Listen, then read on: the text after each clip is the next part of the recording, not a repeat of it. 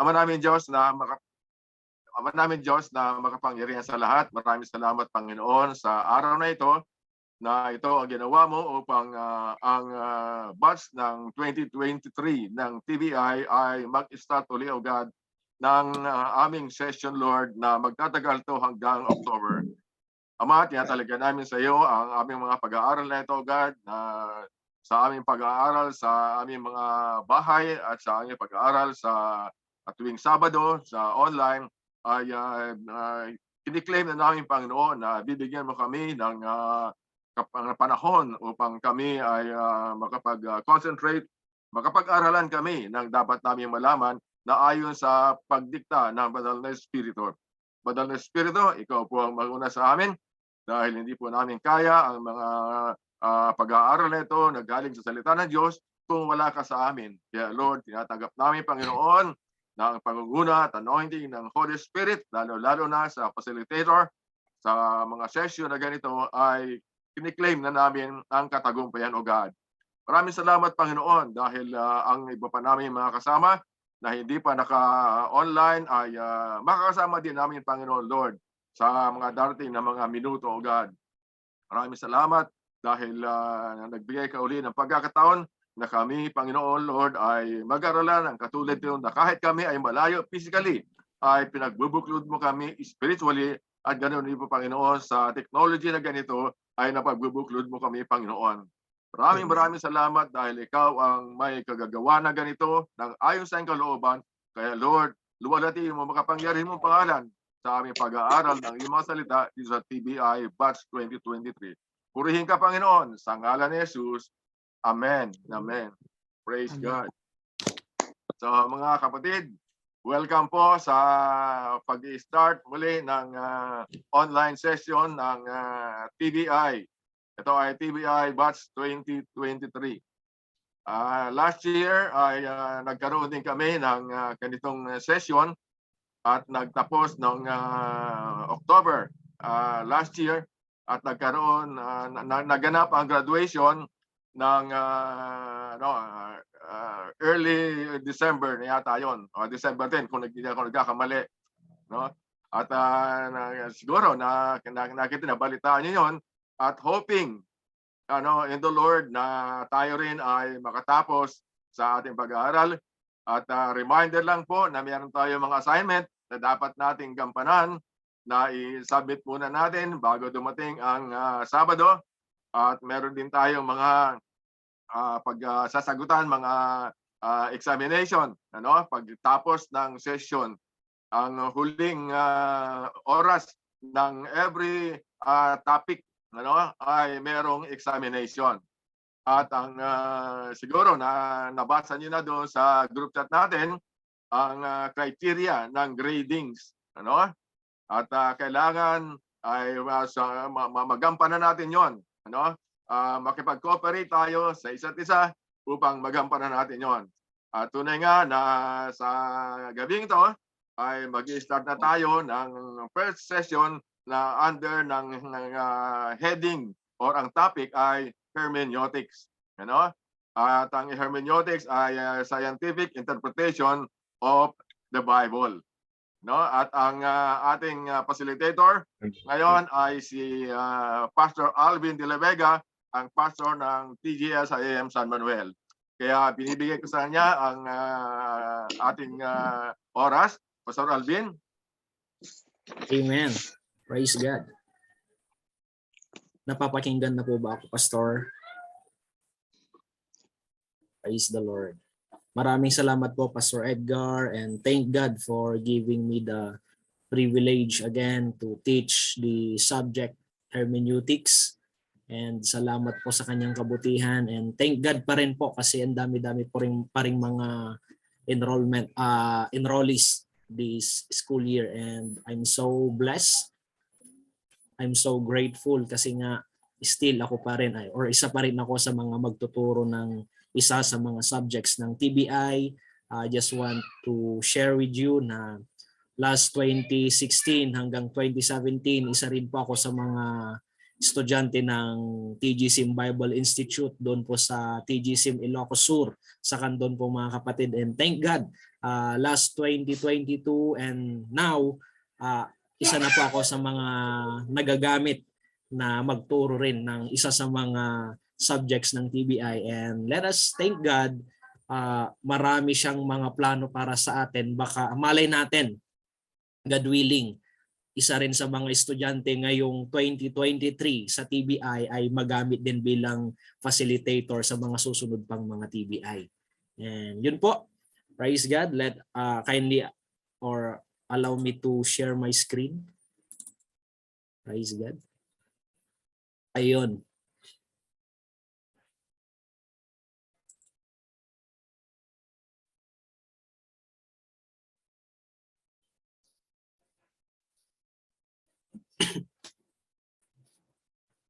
Praise God. May I ask po kung ano na po yung nakashare na aking screen, yung mismong ano na po ba? Yung mismong slide na po ba? Praise God. Ayun. Yes, praise God. Again mga kapatid, welcome to the subject Biblical Hermeneutics. And I really believe some of you, all of you, meron na pong personal na knowledge about hermeneutics. And thank God kasi nga mas lalo pa po nating malalaman, mapag-aaralan ano nga ba ang ibig sabihin ng hermeneutics and ano nga ba yung mga bagay na mapag-aaralan dito.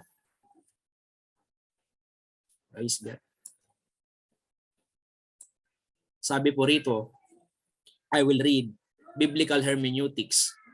It is the science of properly interpreting the various types of literature found in the Bible. Meaning, it is the way or act of interpreting all the scriptures in the Bible. Ibig sabihin, lahat yung process or yung bagay or yung situation na mag-i-interpret ka ng isa sa mga Bible verse or passage sa Bible, it's called biblical hermeneutics. So that's biblical hermeneutics. Another one, it is the art of biblical interpretation. Gaya po ng sinabi kanina ni Pastor Edgar, is the art or the science of biblical interpretation. Wala pong ibang dapat i-interpret kundi ang salita ng ating Diyos na buhay, which is the Bible. Another one, it is the practice of interpreting the Bible. Yun po yung sinabi ko kanina mga kapatid na walang ibang dapat i-interpret kundi ang salita ng ating Diyos na buhay. The question is how to interpret the Bible. Una, kailangan meron pong salita ng Diyos na dapat basahin. Let's say for example, if you read a scripture in the Bible and interpret it, the way or process of interpreting the Bible, it is called biblical hermeneutics. Ulitin ko po, yan po yung pinaka-gist, yan po yung pinaka-ibig sabihin ng biblical hermeneutics. The way, the act, or the process of interpreting the Bible. Iyon na po mismo. Kaya lahat po ng nag-i-interpret ng salita ng ating Diyos na buhay, yung process po, ang tawag po doon ay biblical hermeneutics. Let us read 2 Timothy chapter 2 verse 15. Let's have the New King James Version. Sabi rito, be diligent to present yourself approved to God, a worker who does not need to be ashamed, rightly dividing the word of truth. So sa bagay na ito, this letter was written to Timothy from Paul. And ano nga bang ibig sabihin yan? Applying biblical hermeneutics. Paul encourages him to be diligent.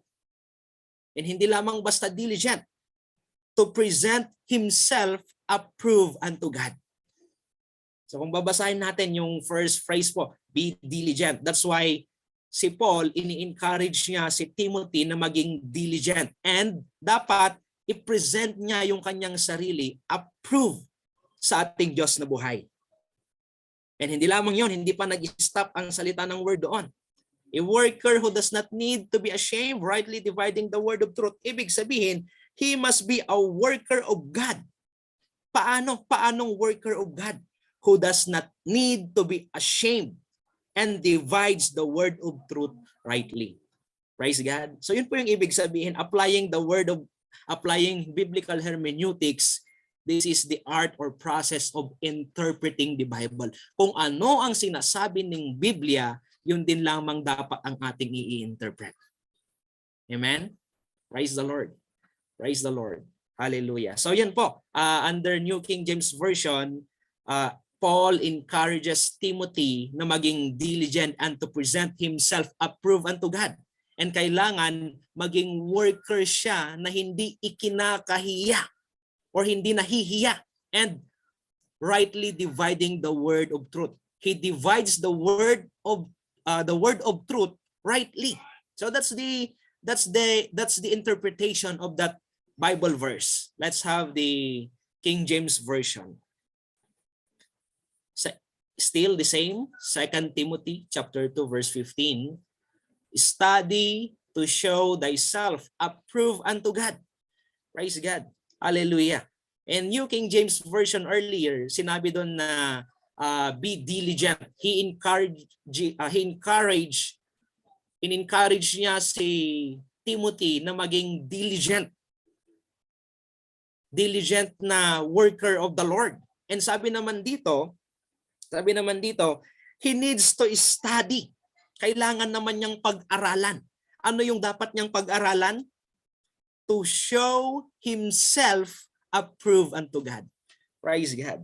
Hallelujah. So, yung word na ginamit doon sa New King James Version kanina, be diligent. And dito naman, study. Nakikita niyo po ba yung pagkakaibang mga kapatid by applying different versions and different words din na ginagamit?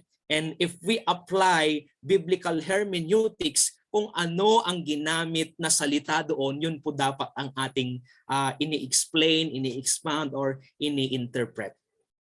It depends on the words na ginagamit or nakasulat doon. And kung ano ang salita ng Diyos na nakasulat doon, yun din lamang dapat ang ating interpretation. Let's say for example, here in King James Version, ang sabi rito is study. Different from the word be diligent. So dito, he needs to study. Ano yung kanyang dapat pag-aralan? To show himself approved unto God. Praise God. Yung ginamit naman kanina doon, yung ginamit naman kanina, be diligent to present yourself approved to God. Praise God. The same lamang yung bagay na yon. Kaso yung unang phrase or yung verb na ginamit magkaiba. Be diligent doon sa una, ngayon naman study to show thyself approved unto God. Sabi pa rito, a workman that needed not to be ashamed. The same with New King James Version. Kailangan siya mismo, hindi siya nahihiya. And the same, rightly dividing the word of truth. Praise God.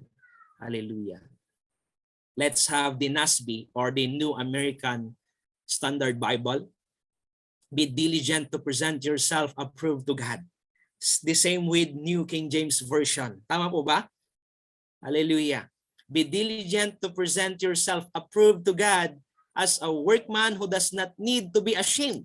The same with King James and New King James Version. Pero dito, sa last phrase, accurately handling the word of truth. Doon naman nagkakatalo. Doon naman iba yung ginamit na word dito. But if we're going to assess the Bible verses, still, parehas din lamang ang ibig sabihin. Kaso, iba-iba nga lang yung word na ginamit. Dito po kasi, in NASB, he must be, sabi rito,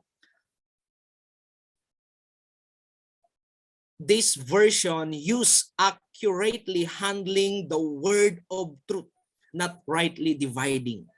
Kasi sa una, rightly divides the word of truth. Pero dito, accurately handling the word of truth. If we're going to get the gist doon sa last part or last phrase, parehas din lamang. Rightly, tama, accurate. Iba-ibang mga words, pero kung ating iintindihin ng maigi, parehas din lamang sinasabi. Tama po ba? Praise the Lord. So that's biblical hermeneutics. Kung ano yung sinasabi or nakasulat sa salita ng Diyos. Yan lang dapat ang ating i-interpret. Yan lang dapat ang ating in Ilocano ibinsa-binsa ipaliwanag.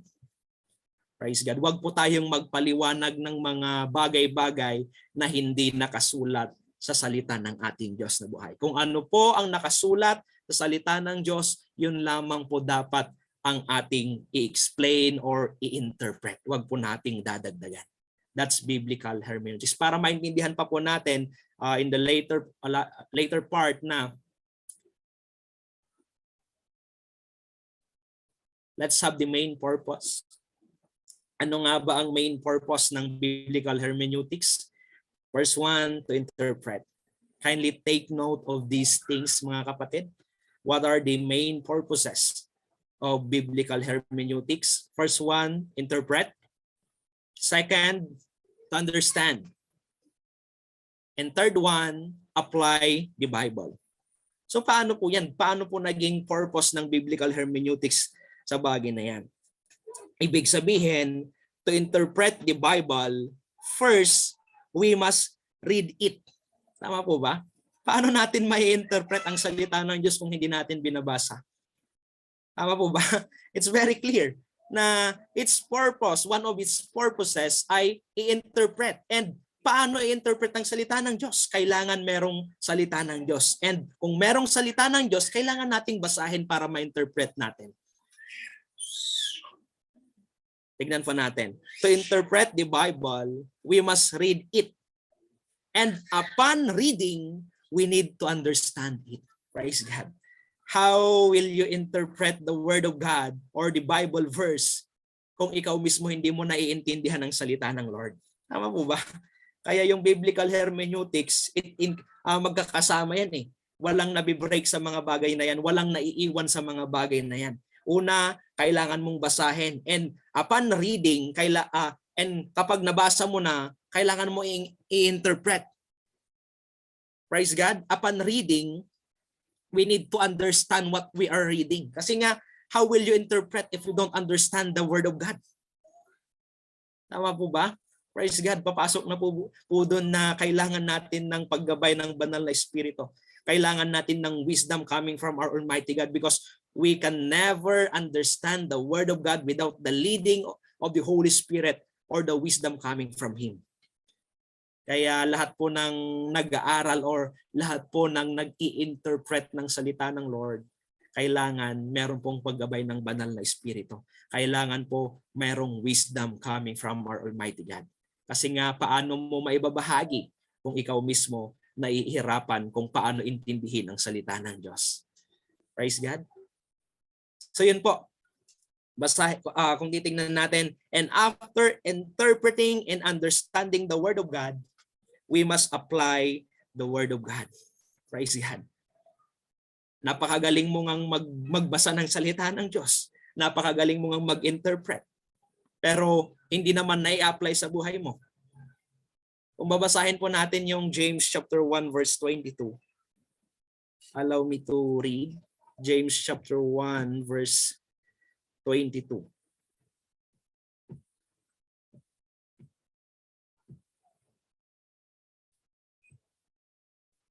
Sabi po rito, ngunit maging tagatupad kayo ng salita at hindi tagapakinig lamang na dinadayan ninyo ang inyong mga sarili. Praise God. What's the importance kung binabasa at pinapakinggan lang natin ang salita ng Diyos without applying it? Hindi pa ako nagsabi through the Word of God sa pamamagitan ni Santiago 1 verse 22, kung pinapakinggan lang natin ang salita ng Diyos at hindi ito isinasagawa, dinadaya lamang natin ang ating sarili. Nawa, wag po nating dayain ang ating mga sarili.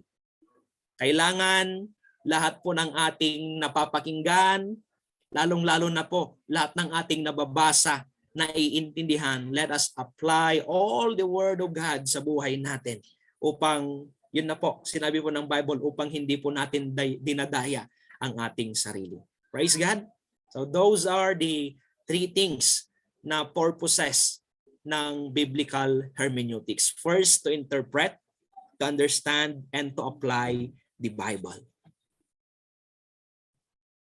Praise the Lord. Let's have the two important laws. So meron pong batas patungkol sa biblical hermeneutics. Ano nga ba yung dalawang importanteng batas in terms of interpreting the Bible?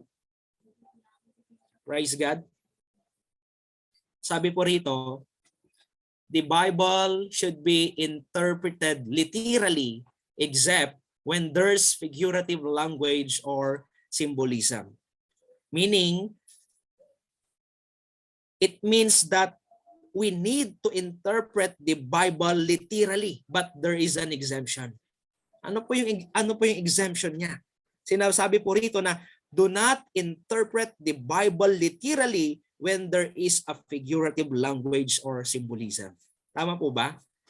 So yung ating source na tinuturo sa TBI under biblical hermeneutics, the Bible should not be interpreted literally kung meron pong figurative language or symbolism. Ibig sabihin, kung walang figurative language or symbolism, the way we interpret the Bible kailangan literally. Pero meron pong exemption. Yun po yung isa sa mga importanteng bagay or batas when it comes to biblical hermeneutics. Kung meron pong figurative language or symbolism, yung Bible verse o salita ng Diyos, kailangan huwag po nating i-interpret literally. Para mas maintindihan pa po natin mga kapatid, ano nga ba yung figurative language? These are phrases that goes beyond the literal meaning of words to get a message or point across.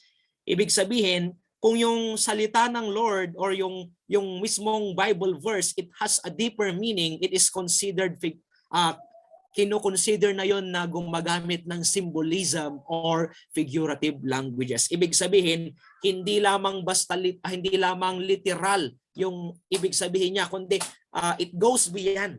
It has a deeper meaning. And if it has a deeper meaning, yung word of God na yon kailangan hindi literal na ini-interpret. We do not interpret the Bible literally. Why? Because it has a deeper meaning. Praise God, meron na ngang deeper meaning eh. Meron pang ibig sabihin bukod sa literal. Bakit mo interpret literal? Na literal. So that's the exemption. Yun po yung exemption. Kung merong figurative language or symbolism, yung word of God or yung verse kailangan hindi po literal na ini-interpret. Another one, ano ang ibig sabihin ng symbolism? Is the use of symbols to represent ideas or qualities. Yun po, alam naman natin na we can tackle that later. Ano nga ba yung example ng symbolisms or figurative languages? Na yung symbolism, ibig sabihin, it uses something to represent something din. It represents something. Gumagamit ng ibang bagay para i-represent yung ibang bagay. Praise God. So let's have an example para mas maintindihan po natin. Let's have the rainbow. That's the rainbow, ito yung literal. And what is the deeper meaning of rainbow?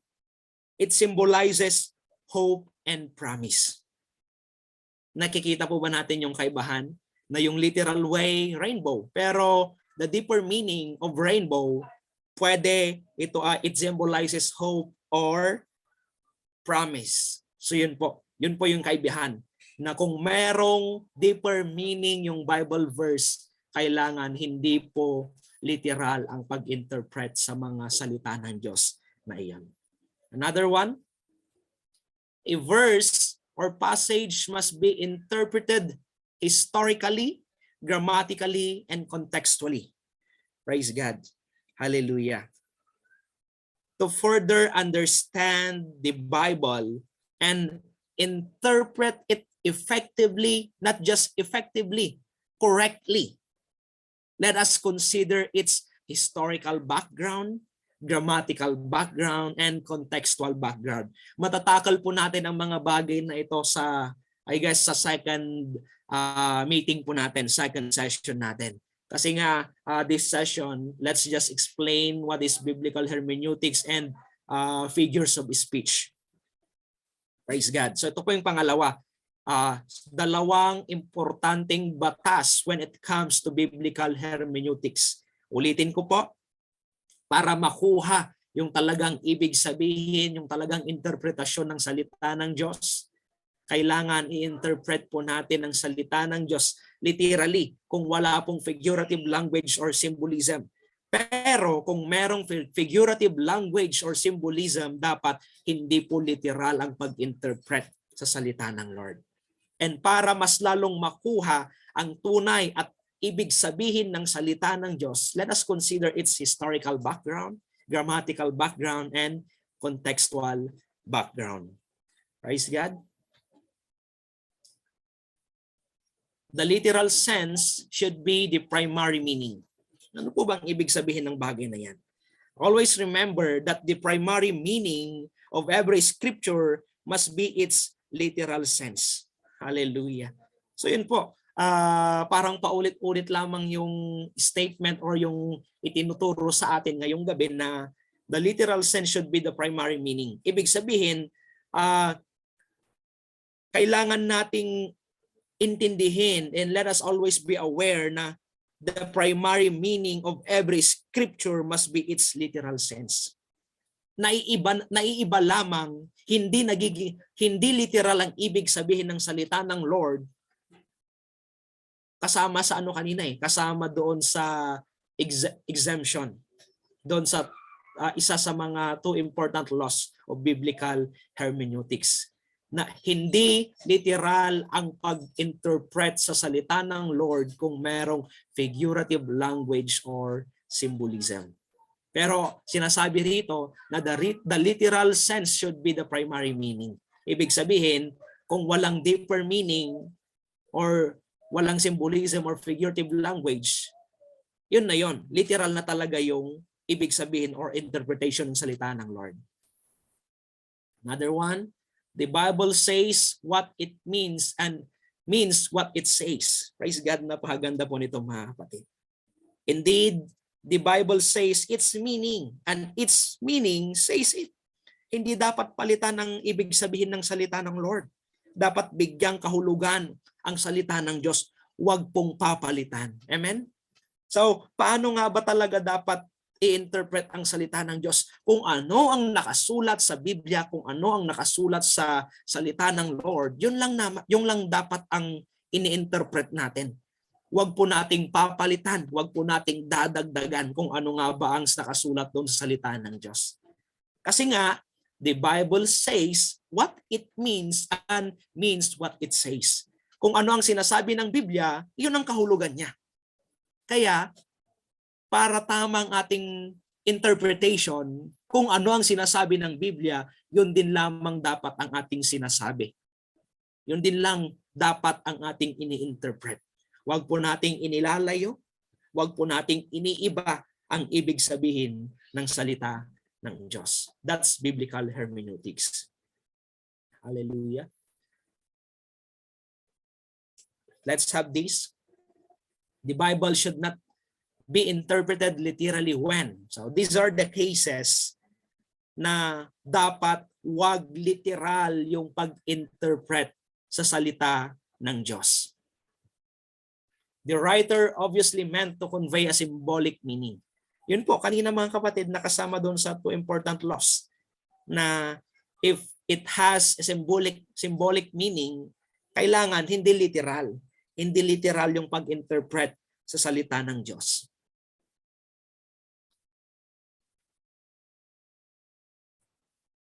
Ulitin ko yung symbolism, it uses something to represent something. It has a deeper meaning. That's why we do not need to interpret that word of God literally. Second, the literal sense is illogical, senseless, absurd, and unnatural, or in conflict with the teaching of another passage in the Bible.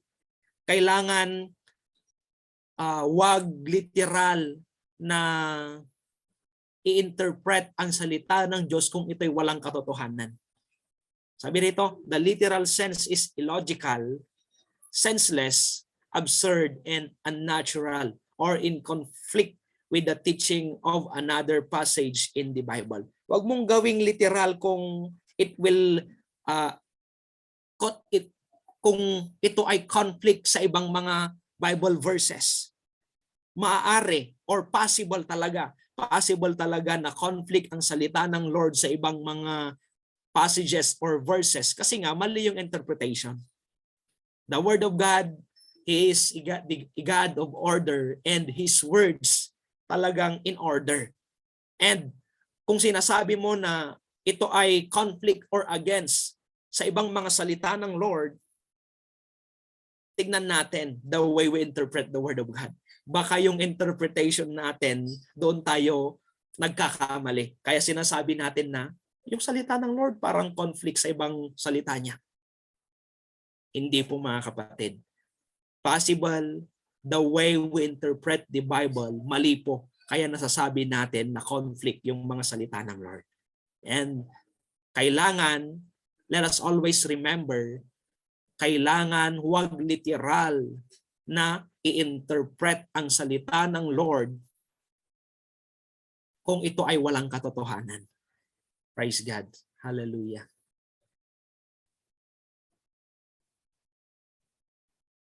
Let's read book of Matthew, chapter 26, verse 26. While they were eating, Jesus took bread, and when he had given thanks, he broke it and gave it to his disciples, saying, "Take and eat. This is my body." Praise God. Hallelujah. So, this Bible verse, it has a deeper meaning. Kailangan hindi po ito ini-interpret literally. Let's have this example. While they were eating, Jesus took bread. So, kumuha siya ng tinapay. And sinabi niya, "Take it. Take and eat. This is my body." Praise God. So, merong deeper meaning. Merong ibig sabihin na mas malalim. Kasi nga, gumamit ang Lord ng ibang bagay to represent something. Tama po ba? Kung napakinggan o napakinggan po natin at naintindihan yung mga lines kanina about symbolism. Symbolism means it uses something to represent something. And kung merong symbolism, kailangan hindi po literal ang pag-interpret. And sabi rito, Jesus took bread. And sa last statement, sabi rito, "Take and eat. This is my body." Praise the Lord. It has a deeper meaning. Bakit nasabi po ng ating Panginoong Hesus ang bagay na yon? It will explain in John chapter 6 verse 35. Bakit sinabi niya na this is my body? Kasi kung babasahin natin John chapter 6 verse 35, hallelujah, then Jesus declared, "I am the bread of life. Whoever comes to me will never go hungry, and whoever believes in me will never be thirsty." So, yun pala yung ibig sabihin bakit nasabi ng ating Panginoong Hesus na kunin ninyo ito, tanggapin ninyo ito at kainin sapagkat ito ang aking katawan. Bakit niya sinabi yung bagay na yon? Because in John chapter 6 verse 35, he declared, sinabi niya na I am the bread of life. Ibig sabihin, I am the bread of life. It has a deeper meaning na naman. Kaya kailangan wag i-interpret literally. He is the bread of life. Bakit? Sabi niya, "Whoever comes to me will never go hungry, and whoever believes in me will never be thirsty." It has a deeper meaning. It's not in its literal sense. It uses symbolism. That's why it has a deeper meaning, or gumamit siya ng figurative language. Kaya yung bagay na ito, praise God, it has a deeper meaning. That's why we do not interpret it literally. Jesus took bread, "Take and eat. This is my body." Hindi po literal dapat na ini-interpret natin na iyon mismo. Kundi, nasabi niya yon because it has a deeper meaning. He declared that He is the bread of life. Amen? Praise God.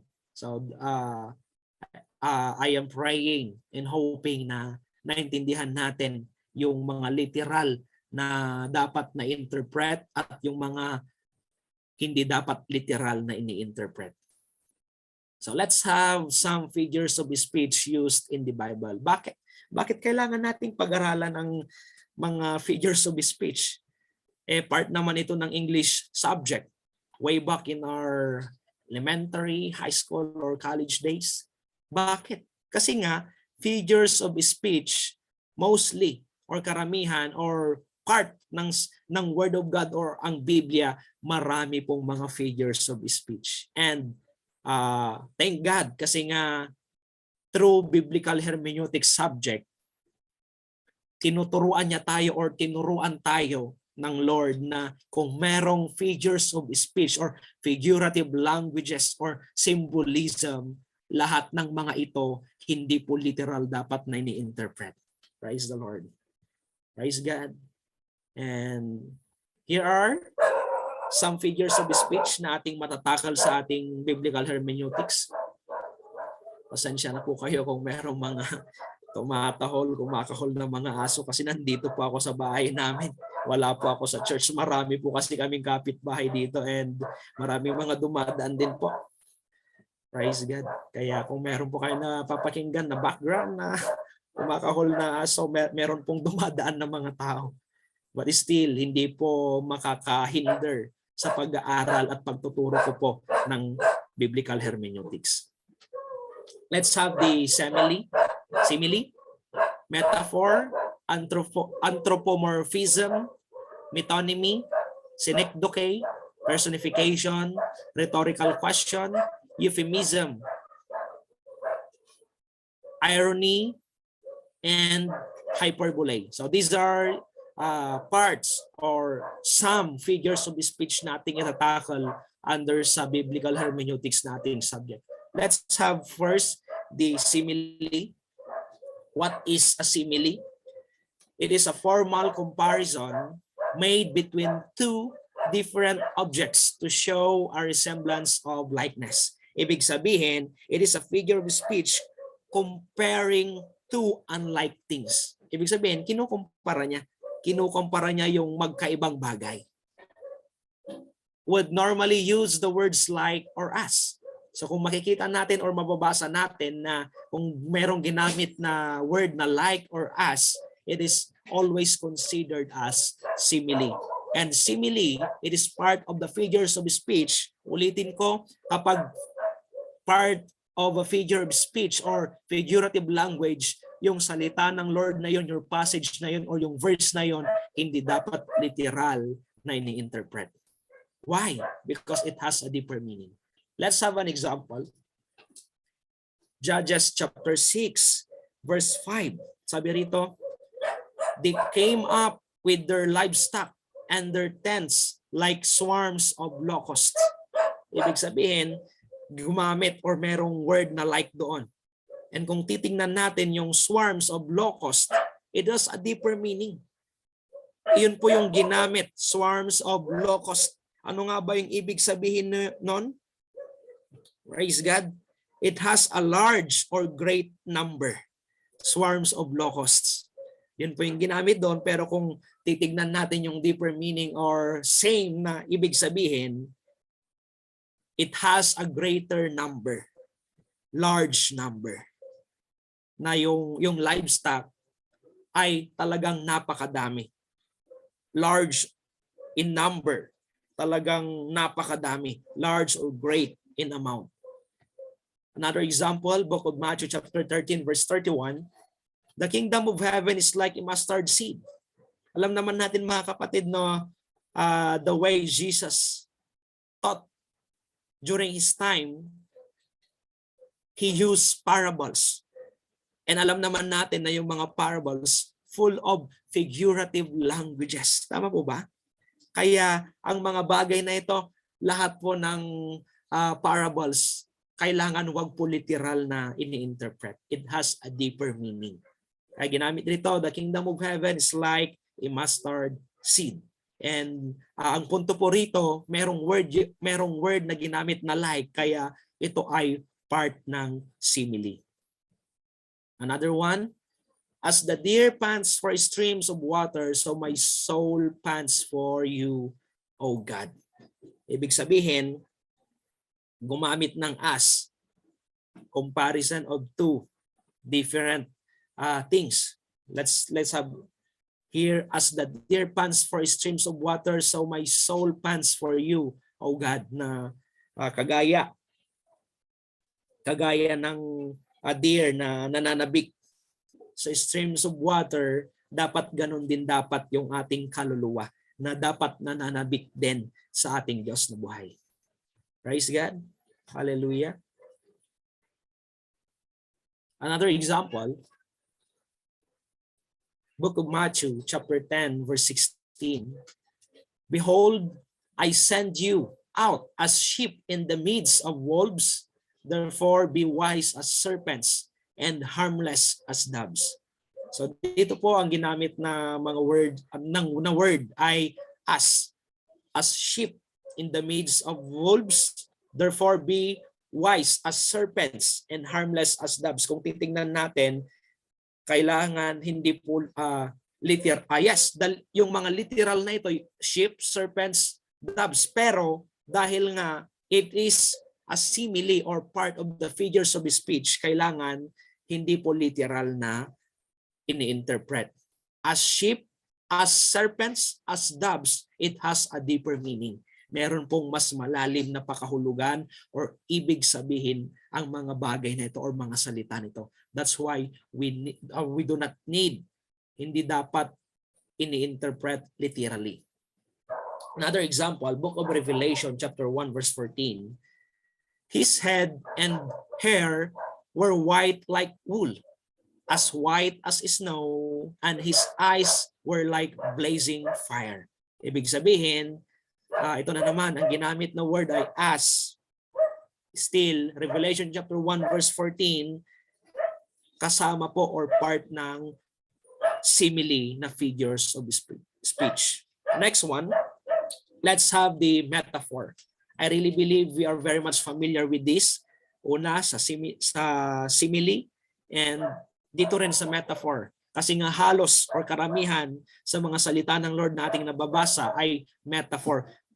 It has a metaphoric explanation or meaning. An object, activity, or idea that is used as a symbol of something else. Ibig sabihin, for rhetorical effect, para mas maganda, para mas maging kaakit-akit ang salita or ang Bible verse, it directly refers to one thing by mentioning another. Ibig sabihin, gumagamit ng isang bagay by mentioning another thing. It represents something.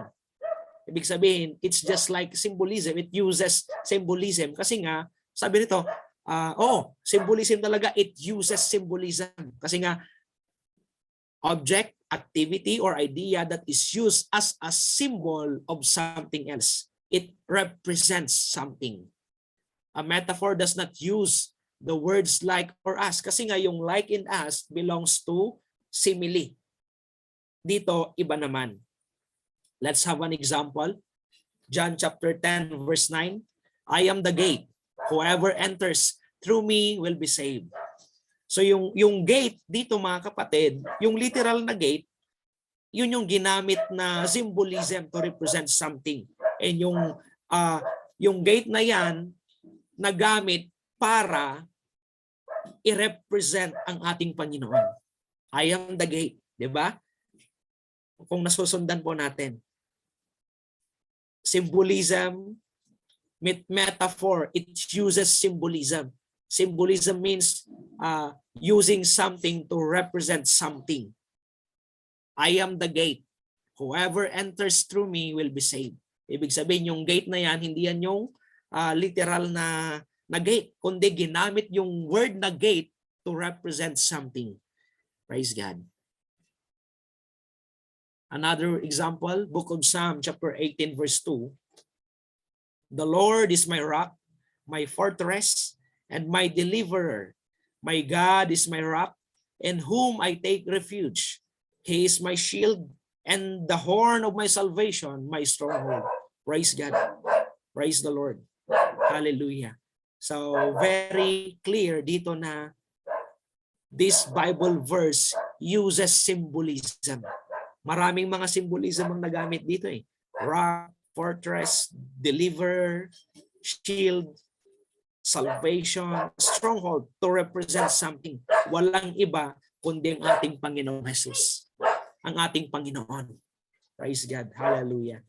Still, that is an example of metaphor.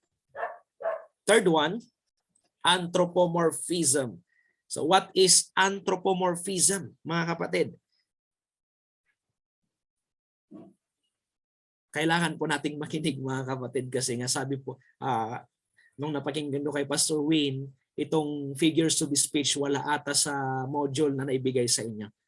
Kaya this is your opportunity, this is our chance, this is our privilege na mapag-aralan. Ano nga ba yung mga figures of speech na included sa biblical hermeneutics na subject? Anthropomorphism, it is a metaphor where bodily parts and physical bodily activities are attributed to God. Kung napakinggan po natin kanina yung metaphor, it uses symbolism to represent something. Pero dito sa anthropomorphism, ang is a metaphor. Metaphor siya, pero nagfo-focus siya sa mga bodily parts or physical bodily activities that are attributed to God. Yung mga parts of the body, mga physical body or activities na nag-a-attribute sa ating Diyos na buhay. It's called anthropomorphism. Let's have an example. Book of Psalm, chapter 34, verse 15. The eyes of the Lord are on the righteous, and His ears are attentive to their cry. Praise God. So kung titignan natin, mga kapatid, na it uses or may mga words na nagamit na it is all about the body parts or hindi lamang basta body parts eh. Lahat ng mga activities na ginagamit or ginagawa that is attributed to our Almighty God, it's called anthropomorphism. And yung mga ginamit na body parts dito, the eyes, His ears. That's why this verse, it is a metaphor, pero anthropomorphism. Kasi nga, merong physical bodies, part of the body, and yung mga part of the body na yon, yung kanilang activities that attributed to our Almighty God. Nakafocus po siya doon, and it's called anthropomorphism. Another example, He will wipe every tear from their eyes. There will be no more death or mourning or crying or pain, for the old order of things has passed away. Praise God. So, hindi na po natin titingnan yung deeper meaning niyan. Ang puntos po dito, example ng anthropomorphism. And this verse is an example of anthropomorphism kasi nga merong part of the body. And yes, it is a metaphor, pero under metaphor, it's called anthropomorphism kasi nga merong mga physical bodies.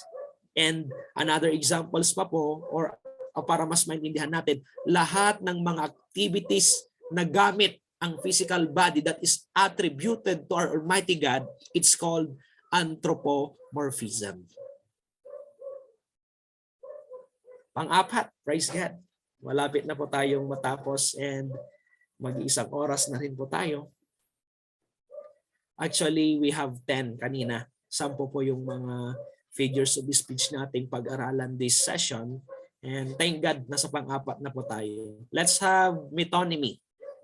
Hallelujah. Ano nga bang ibig sabihin ng metonymy? Is a figure of speech consisting the use of the name of one thing for that of another of which it is an attribute or with which it is associated. Ano nga ba yung ibig sabihin niyan? Figure of speech in which the name of an object or concept is replaced with a word closely related to. Anong ibig sabihin niyan? Gumagamit ng mga words mga words na yung words na yon, they are closely related to each other. Ibig sabihin, yung may mga words doon na related to each other. Hindi lamang basta related, kundi closely related to each other. That's metonymy. So yun po yung pinaka-gist or pinaka-key. Words. Merong ginagamit na words that are closely related to each other.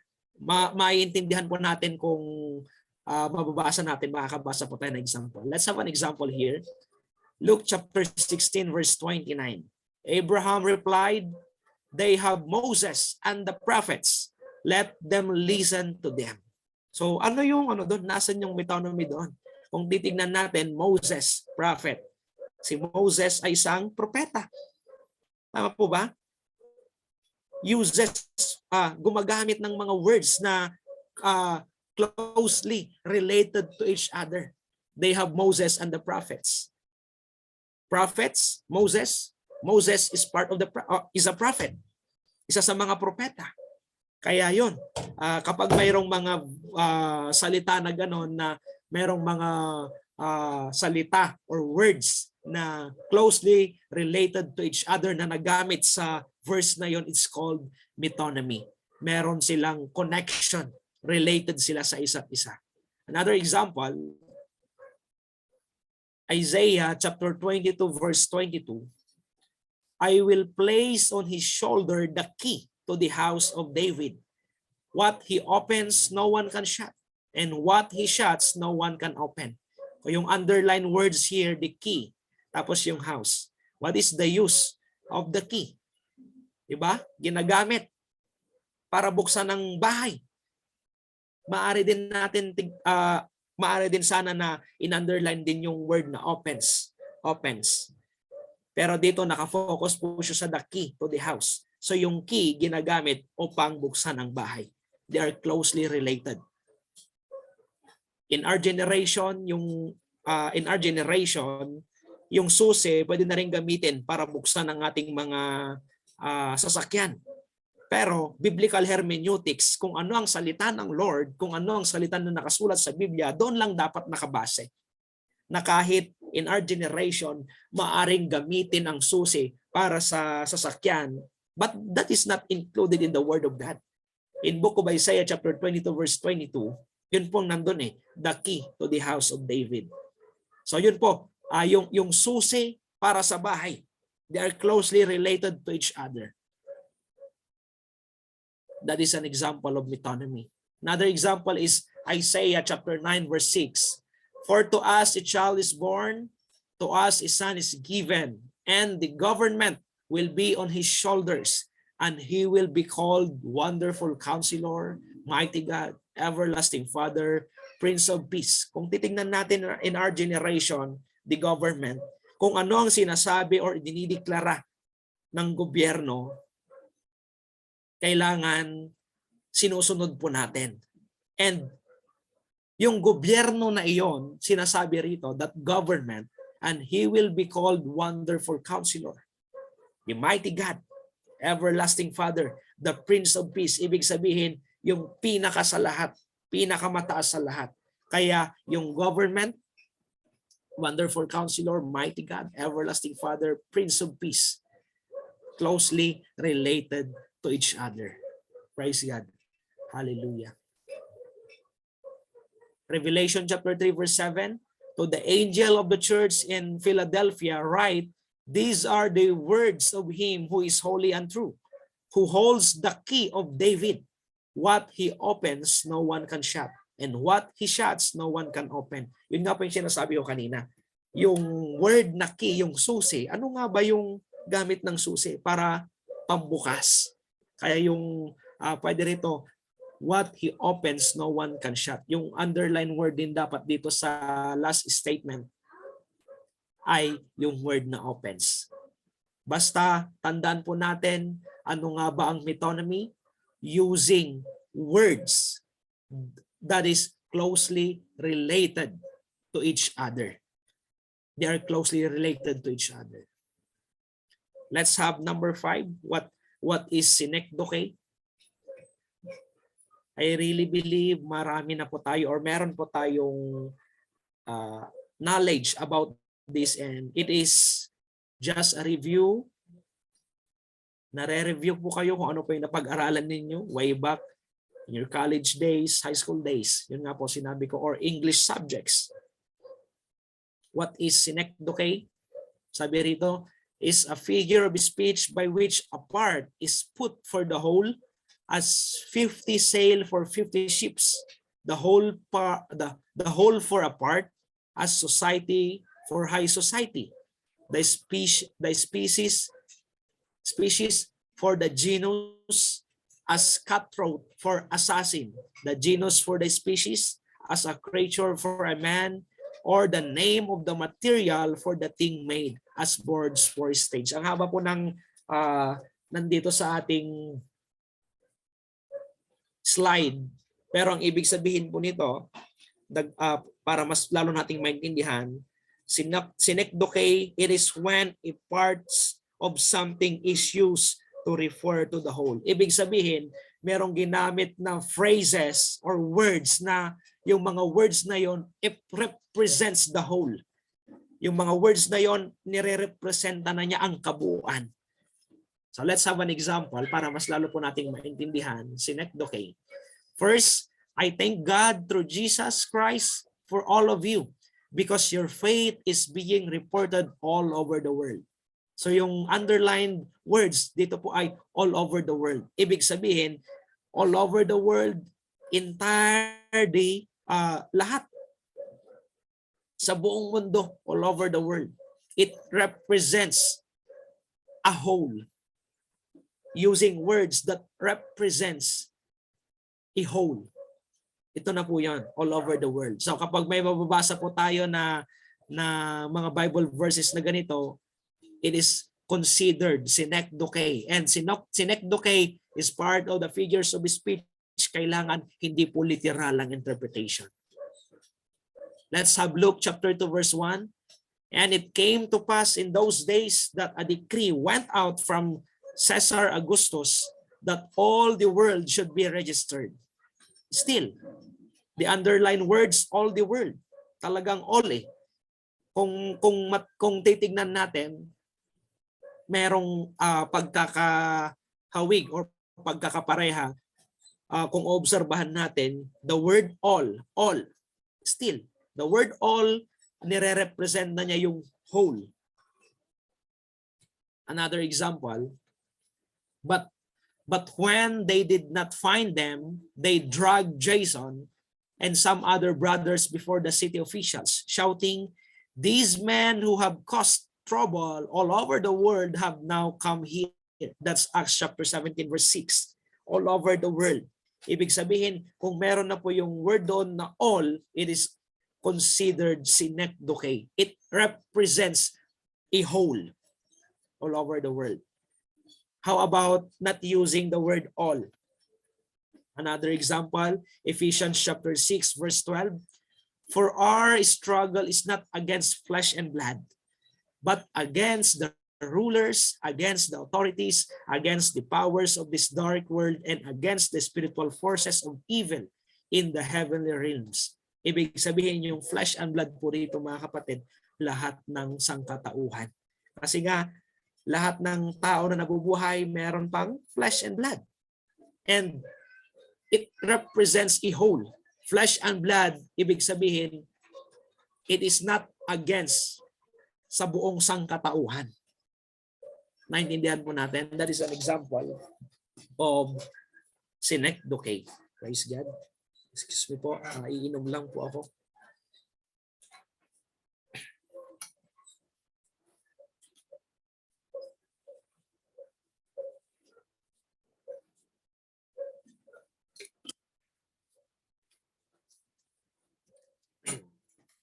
Praise God.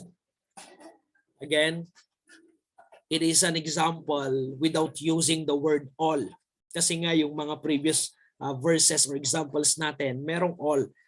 Yun na yung pinaka-keyword all na it represent a whole. And it's considered synecdoche. Pero dito, flesh and blood ang ginamit. it has a deeper meaning. Kasi nga, figures of speech siya eh. Flesh and blood, ibig sabihin, ano nga ba yung bagay na merong flesh and blood? Tao, sangkatauhan. So tayo po yun. It is not against sangkatauhan. Praise God. Pero ang ginamit, flesh and blood. Why ginamit ito? Kasi nga, it represents a whole. Buong sangkatauhan na. Praise God. Let's have number 6. Personification is attributing human life, actions, of emotions to natural creation, inanimate things, or even to abstract ideas. Ibig sabihin, it is attribution of personal qualities, especially representation of a thing. Ibig sabihin, yun, is attributing human life. Kung ano yung mga ginagawa ng mga tao, mga kayang gawin, or mga physical activities ng mga tao, ito na yun. It's personification. Let's have an example. Isaiah chapter 55 verse 12, you will go out in joy and be led forth in peace. The mountains and hills will burst into song before you. In all the trees of the field will clap their hands. Praise God. Hindi po literal yon. In all the trees of the field will clap their hands. Yung clap their hands, nagagawa po ng tao. And para lamang sa tao yung mga activities na yon. Pero ginamit dito, in all the trees of the field will clap their hands. Bakit clap their hands? Ginagawa ng tao yon. Meron bang pumapalakpak ng mga puno? It has a deeper meaning. It is a personification that is part of the figures of speech. It has a deeper meaning. Hindi po literal na yung mga puno pumapalakpak. Praise God. That's personification. And ulitin ko, kapag figurative language or parts of the figures of speech, hindi po literal. Praise God. Hallelujah. Another one, sabi pa rito, the mountains and hills will burst into song before you. Hallelujah. Kakanta, aawit ang mga bundok, ang mga burol. Hallelujah. Praise God. Baka mabaliw yung mga makakarinig kapag liniteral ng bagay na yan. Praise God. But applying biblical hermeneutics, hindi po dapat ganun. Hindi po yun yung totoong interpretation ng Word of God. It has a deeper meaning. Why? Kasi nga, it is a personification. It is a figurative language. Kaya, these are examples of personification. Another one, Book of Psalm chapter 98 verses 8 to 9. Let the rivers clap their hands. Let the mountains sing together for joy. Let them sing before the Lord, for He comes to judge the earth. Hallelujah. So yun po, personification. These are the activities of people, mga tao. Activities mga kayang gawin ng tao. Pero personification, ina-attribute is attribution of personal qualities na yung nagagawa ng tao ginamit. Let's have this. Let the rivers clap their hands. Yung mga ilog, papalakpak. Literal ba yun? Meron bang literal na ilog na pumapalakpak? Hindi pwede. Hindi maaari. Praise God. So, thank God we have this biblical hermeneutics na hindi pala literal yung bagay na yun. Hindi pala pumapalakpak, dapat talaga yung rivers. Kaya pala ginamit yung word na yun kasi nga it has a deeper meaning. Let the mountains sing together for joy. Hallelujah. Let them sing before the Lord, for He comes to judge the earth. It's very napakaganda if we really understood biblical hermeneutics, mai-inlove po tayo sa salita ng Lord. Why? Kasi nga, alam na natin the way or the process on how to interpret the Word of God correctly. Let's have number 7. Praise God. Hallelujah. Rhetorical question. Ano nga ba ang rhetorical question? Is asked in order to make a statement rather than to get an answer. In a normal way, we are asking because we need an answer. tayo ay nagtatanong kasi nga kailangan natin ng kasagutan. Pero dito, rhetorical question, nagtatanong pero hindi humihingi ng kasagutan. Siya ay nagtatanong pero nagbibigay ng point. Praise God. So that's a rhetorical question, and it is part of the figures of speech, or it is a figurative language na siya ay nagtatanong pero hindi nagnanais ng kasagutan. Siya ay nagtatanong pero siya ay nagbibigay ng statement or ng puntos. Is asked in order to make a statement rather than to get an answer. And yun nga sa atin, kung normal, nagtatanong tayo kasi nga kailangan natin ng kasagutan. Pero ang rhetorical question, nagtatanong pero nagbibigay ng statement, nagbibigay ng puntos. Let's have an example. I am the Lord, the God of all mankind. Is anything too hard for me? That's Jeremiah chapter 32 verse 27. Praise God. Kung titignan natin, ang ganda mga kapatid, is anything too hard for me? Nagtatanong pero hindi naman siya nagnanais ng kasagutan. Praise God. Hallelujah. That's a rhetorical question. Nagtatanong pero hindi naman nangangailangan ng kasagutan. Siya ay nagtatanong pero nagbibigay ng opinion or nagbibigay ng statement. I am the Lord, the God of all mankind. Is anything too hard for me? Nagtanong pero hindi naman humingi ng kasagutan. Siya ay nagtanong to give an emphasis, to make a statement. Yun po yung ginagawa ng rhetorical question. Praise God. Hallelujah. Pwede pala yun. Magtatanong pero hindi kailangan ng kasagutan. Nagtatanong pero nagbibigay lamang ng statement. Pinaninindigan ng isang bagay. Another one, Amos chapter 3 verse 8, the lion has roared, who will not fear? Praise God. Hallelujah. Who will not fear? Yan po yung katanungan pero hindi po nagnanais ng kasagutan. The lion has roared. Hallelujah. A question asked in order to create a dramatic effect or to make a point rather than to get an answer. Praise God.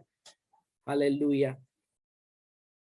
To create dramatic effect or to make a point. Nagtatanong para gumawa ng point, hindi nagtatanong para kumuha ng kasagutan. Praise God. That's rhetorical question. Another example in Romans chapter 8 verse 35. Who shall separate us from the love of Christ? Shall trouble or hardship or persecution or famine or nakedness or danger or sword? Hanggang verse 39 po yan. Na yung gist po dyan, no one can separate us from the love of God. Nagtatanong po siya dito pero hindi po nagnanais ng kasagutan. Nagtanong siya, merong tanong dito to give an emphasis, to make a point. Who shall separate us from the love of Christ? Hallelujah. Yan po ay katanungan na hindi nangangailangan ng kasagutan. Ito ay katanungan na nagbibigay ng point. It gives emphasis. Praise God. Pangwalo, let's have euphemism. Are you still there, mga kapatid? Hallelujah. Let's have euphemism. It is the substitution of a mild or pleasant word or phrase that is used instead of one that is unpleasant or offensive. Ibig sabihin, it is an expression substituted for one considered to be too harsh or blunt when referring to someone unpleasant or embarrassing. Ibig sabihin, ito yung mga words, ito yung mga phrases na ginagamit upang yung mga hindi kaaya-aya o yung mga mabigat na mga words, ito yung kapalit. Na imbes na sabihin mo yung harsh na word, gumagamit ka ng mas pleasant na salita, hindi offensive. Imbes na offensive yung gamitin mo na word, gumagamit ka ng mga phrases or words gumagamit ka ng phrases or words na yun din lang ang ibig sabihin. Kaso hindi nga lang offensive. Imbis na harsh, imbis na unpleasant, imbis na offensive, gumagamit ng mga words na hindi nakaka-offend. Pero yun din lamang ibig.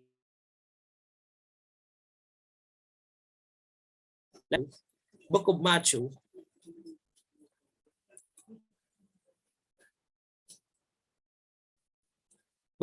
chapter 2, verse 18, a voice is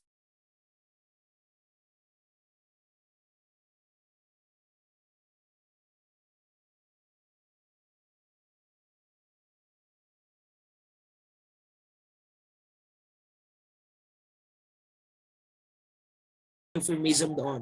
Instead na sinabi na directly na sila ay mga patay na, ang sinabi rito, ang ginamit are because they are no more. Kasi nga, dahil wala na sila.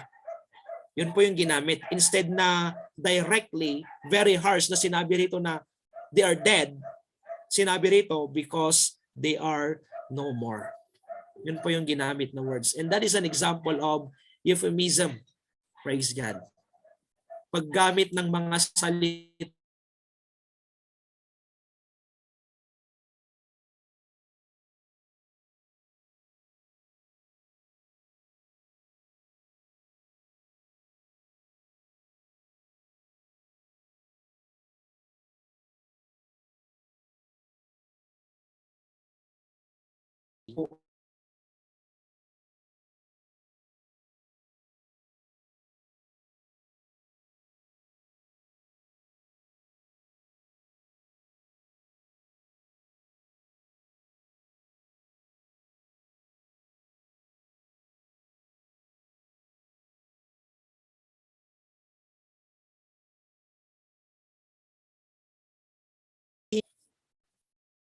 hallelujah, still. Ang ibig sabihin niyan ay patay na.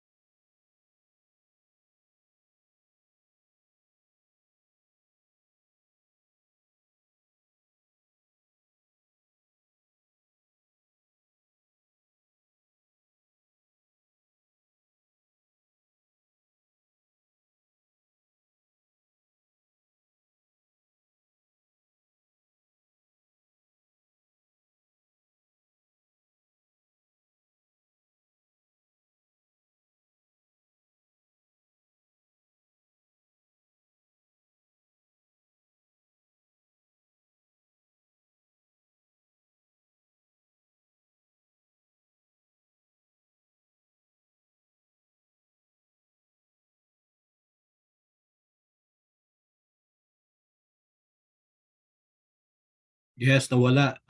Nagloko yung kay ano. Nagloko yata yung kay kanino yung nagloko? Kay Pastor Alvin. Okay. I-ano ko lang yung yung mga pwede mag-unmute. I-set ko lang ha. Yan. Pastor Win, pwede ka magsalita. Hello, hello. Hello, mic test. Mic test. Okay ako dito. Okay. Yung recording natin putol din. Sana maka-watch yan na si Pastor Alvin, tuloy niya yung dati, yung kanina. Opo, tawagan niya kung kamusta siya doon Baka nagsasalita pa. Joke lang. Pinapatawa ko lang kayo. Nakita ko, oo. Pati yung video niya nawala eh. Ando, sabi niya rito, ano sa message, pasensya na po, nagloko po ang aming internet connection.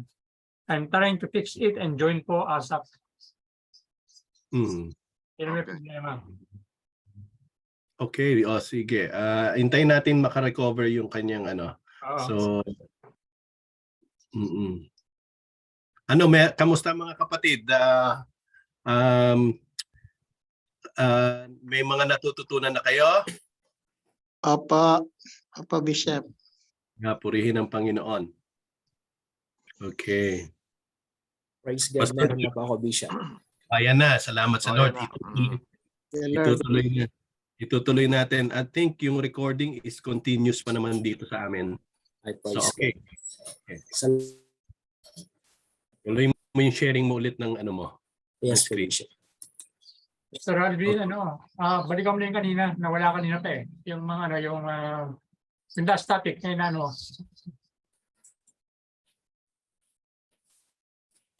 Itong euphemism po, Pastor Win.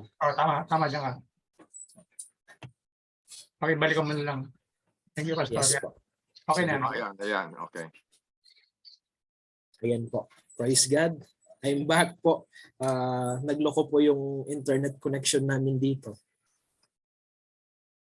But thank God, bumalik na po sa normal or stable. Let's have the number 8, euphemism. Isa sa mga figures of speech. Sabi po rito,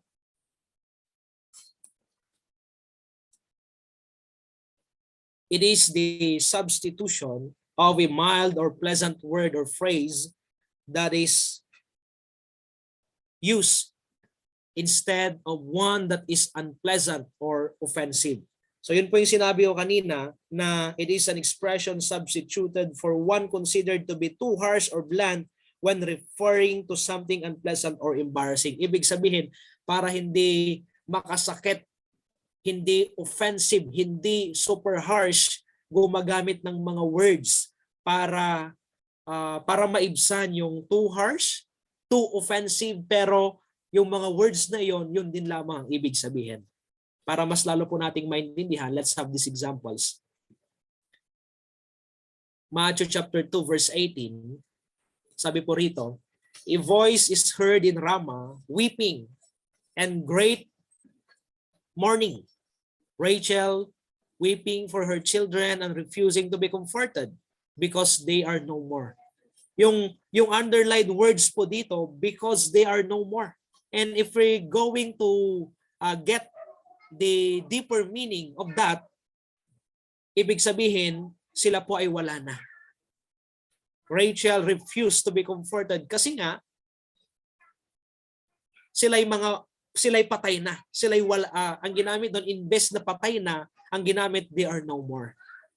Ibig sabihin, para hindi offensive, hindi harsh, hindi para unpleasant, ito yung ginamit. Ito yung substitution. Ito yung substitute na words para yung harsh na salita ay hindi masyadong harsh. Pero yun din lamang ibig sabihin. Another example, in 1 Corinthians chapter 11 verse 30, this is why many among you are weak and sick, and a number of you have fallen asleep. Instead of saying, marami sa inyo ay patay na, sinabi rito para hindi masyadong offensive or harsh, and a number of you have fallen asleep. Yun din lamang ibig sabihin. Kaso, naging mild lang siya, hindi siya too harsh, hindi too offensive. Ito yung ginamit. Substitute para hindi ma-feel na sobrang nakaka-offend, sobrang harsh. Ito yung mga substitute na words. Pero kung titignan natin at aaralin, yun din lamang ang ibig sabihin. And that's euphemism. Another example, obey your leaders and submit to their authority. They keep watch over you as men who must give an account. Obey them so that their work will be a joy, not a burden, for that would be no advantage to you. Praise God. Praise God. That's Hebrews chapter 13 verse 17. So itong verse na ito, sinasabi niya na kailangan yung mga members of the congregation or yung mga tinuturuan, yung mga ministeran, kailangan i-obey nila yung mga leaders na nag-minister sa kanila. Sabi rito, yung underlined words, that would be of no advantage to you. Ibig sabihin, instead na sabihin na direct na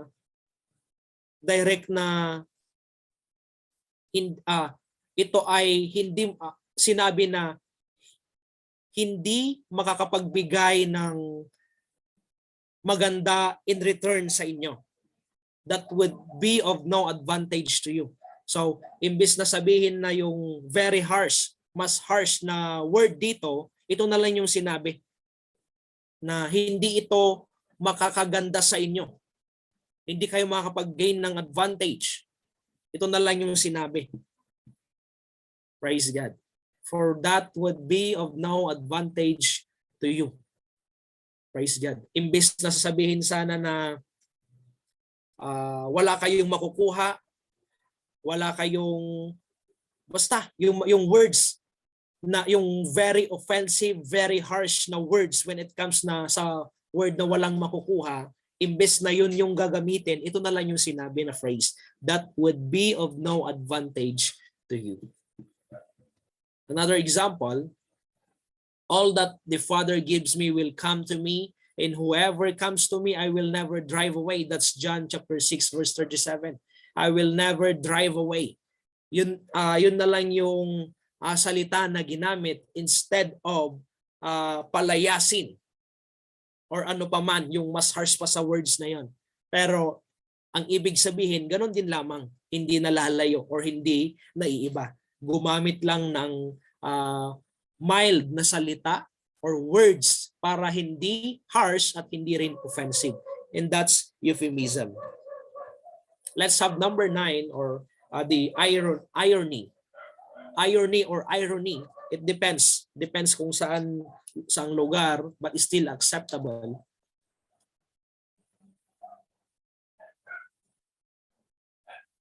But here in Pangasinan mostly, we pronounce it irony. Ano nga bang ibig sabihin ng irony? The use of words that mean the opposite of what you mean. Ibig sabihin, sinasabi mo yung bagay na ito, pero hindi talaga iyon yung totoong sinasabi mo. It is against to the real meaning that you are saying. The use of words that mean the opposite of what you mean. Irony, the use of words to express something other than and especially the opposite of literal meaning. Ibig sabihin, sinasabi mo yung bagay na yon, pero ang pinaka-point doon or pinaka-focus, iyon pala ay opposite sa literal meaning ng sinasabi mo. That's irony. Let's have an example. 1 Kings chapter 18 verse 27. At noon, Elijah began to taunt them. Shout louder, he said. Surely he is a god. Perhaps he is deep in thought, or busy, or traveling. Maybe he is sleeping and must be awakened. So yan po. Kung maalala po natin or babalikan natin during the time of Prophet Elijah, sinasabi niya ito sa mga napakaraming mga propeta doon. Na shout louder. Sumigaw pa kayo ng mas malakas. Surely he is a God. Sinasabi niya rito. Pero sinabi niya na surely he is a God. Pero ang ibig sabihin niya, opposite naman talaga sa literal na ibig sabihin niya. Sabi niya rito, perhaps he is deep in thought, or busy, or traveling. Maybe he is sleeping and must be awakened.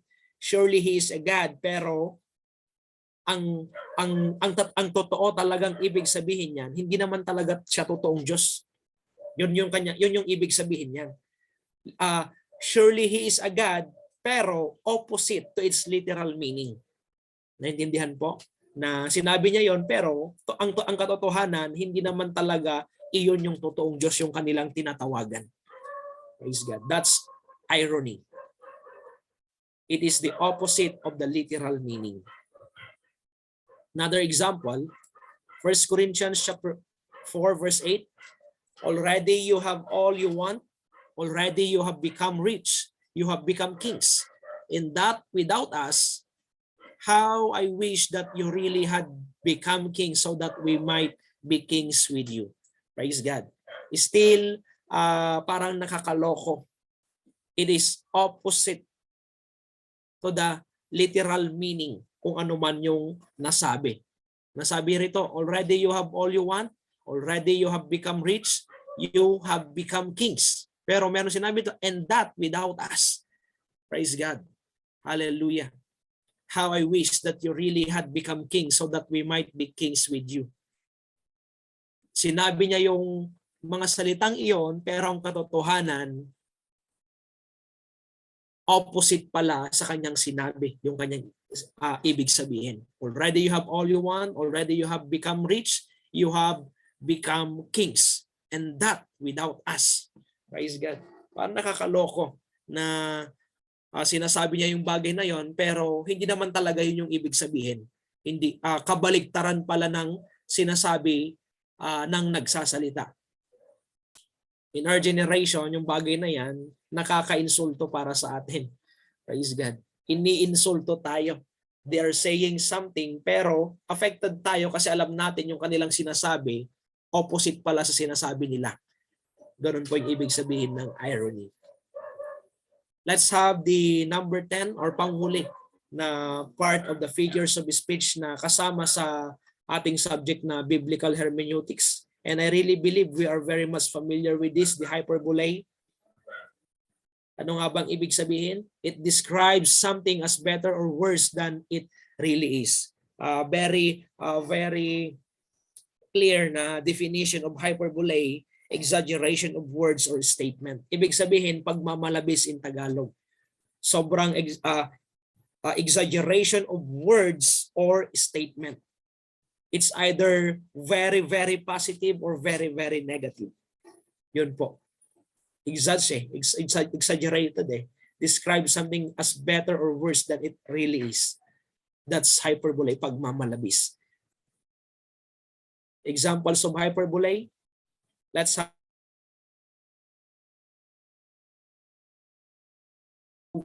17. I will surely bless you and make you descendants as numerous as the stars in the sky and as the sand on the seashore. So that's pagmamalabis. As numerous as the stars in the sky and as sand on the seashore. Yun po, sobra-sobra po, pagmamalabis. As numerous as the stars in the sky, kung ilan ang bilang ng mga bituin sa langit and seashore. Kung gaano rin karami, kung ilan ang bilang ng mga buhangin sa seashore, ganun ang magiging descendants mo. So that's pagmamalabis. And yun po, gumamit ng symbolism to represent something. Pero merong pagmamalabis. There is hyperbole is present there. Kasi nga, as numerous as the stars in the sky and as the sand on the seashore. Sabi rito, describes something as better or worse that it really is. Ang ginamit dito or part dito ay better. Praise God. Praise God. Pagmamalabis in a positive way. Pagmamalabis in a positive thought. Yun po yung ginamit dito.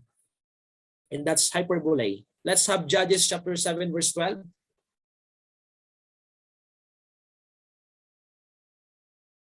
All the other eastern peoples have settled in the valley, thick as locusts. Their camels could no more be counted than the sand on the seashore. So kung titignan po natin mga kapatid, yung thick as locusts, talagang grabe. In Tagalog, kung mabasahin po natin, tunay na pagpapalain kita at pararamihin ko ang iyong binhi na gaya ng bituin sa langit at mga buhangin sa baybayin ng dagat at makakamit ng iyong binhi ang pintuang bayan ng kanyang mangkaaway. Yan po yung example natin kanina. And let's have this Judges chapter 7 verse 12.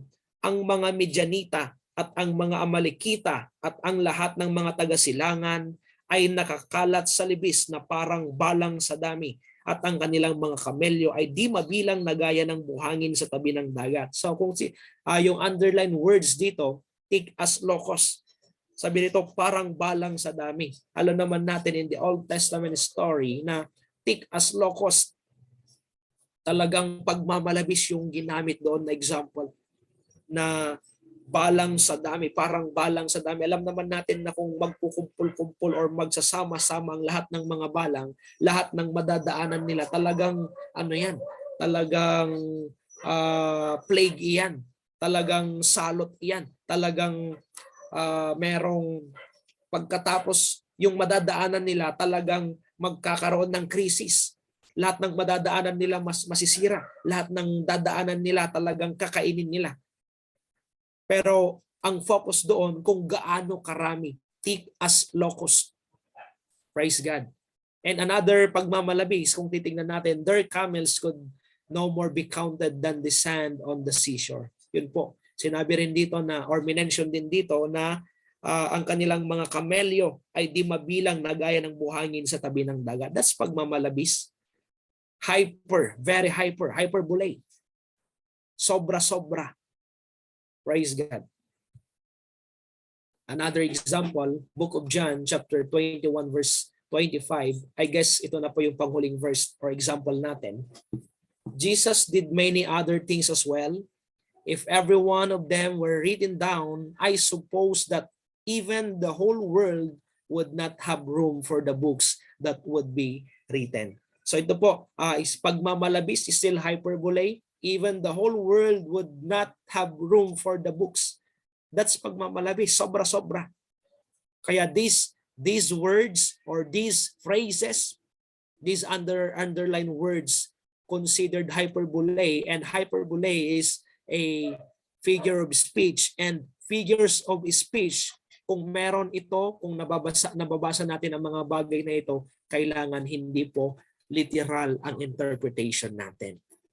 Praise God. Hallelujah. So yan po nag-i-end ang ating first session this evening. We tackled about biblical hermeneutics, the meaning of it, the two important laws, tapos ano yung mga bagay or ano yung cases na dapat hindi literal yung pag-interpret natin sa salita ng Lord, and talagang praise God kasi nga through TBI na-enlighten tayo ano nga ba yung mga examples ng figurative languages, figures of speech, symbolisms. Praise God. And yun po, it is part of biblical hermeneutics subject paano mas lalong makuha or mailabas yung tamang interpretation. And nauna na po doon mga kapatid na dapat hindi literal ang interpretation kung merong mga figurative languages. And tatakal din po natin sa mga susunod na sessions yung grammatical background, historical background, and contextual background to further get the proper interpretation of that word. Praise God. And for this evening, hanggang dyan lang muna po tayo. To God be all the highest glory. Salamat po sa ating lahat. Praise God. Amen. So, maraming salamat Pastor Alvin.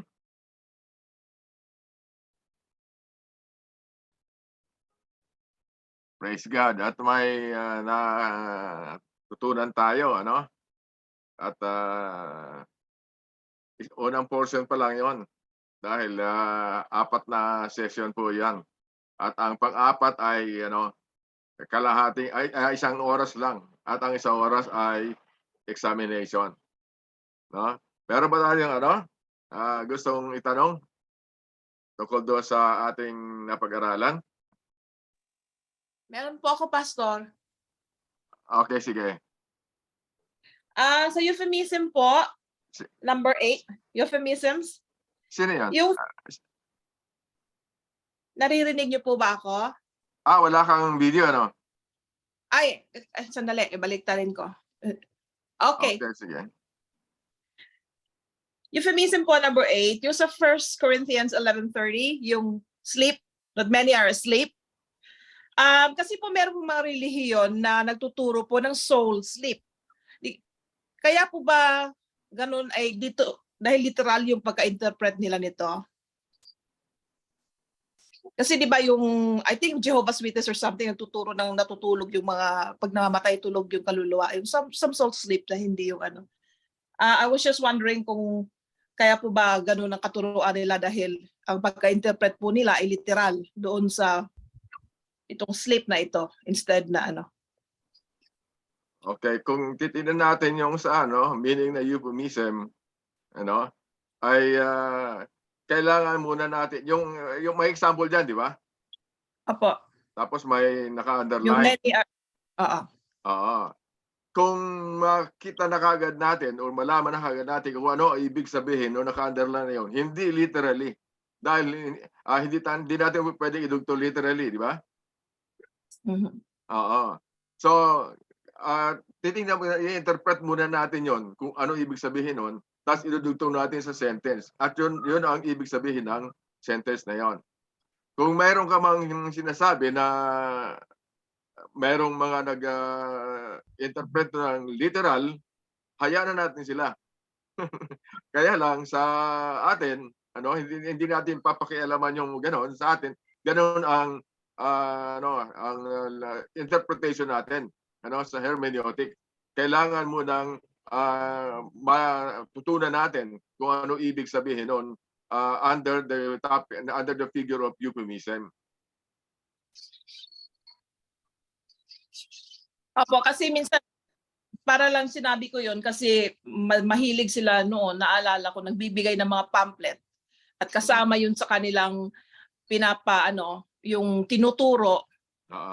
Kasi pag hindi po natin na realize na figure of speech yun, maniniwala din tayo na ang kaluluwa ay natutulog lamang.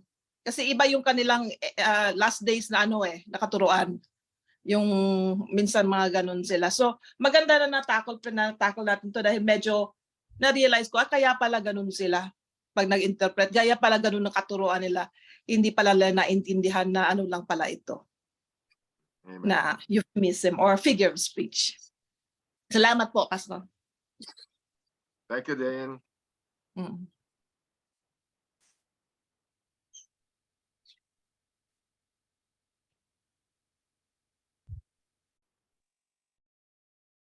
Salamat, sis. Sino pa ang mo kong i-klaro?